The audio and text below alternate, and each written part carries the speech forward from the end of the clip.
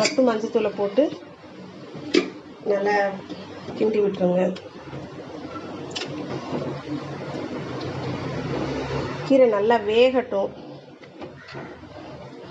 பொதுவாகவே கீரையை நான் மூடி வச்சு செய்ய மாட்டேன், திறந்து வச்சு தான் செய்வேன்.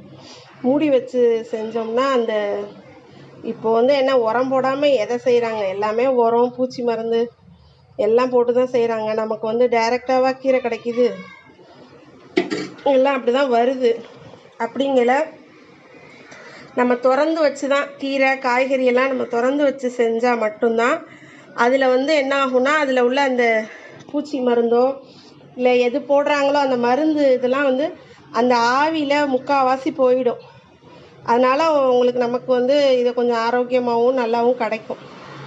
அதனால் எப்போ கீரை செஞ்சாலும் மூடாமல் நான் திறந்து வச்சு தான் செய்வேன். காய்கறி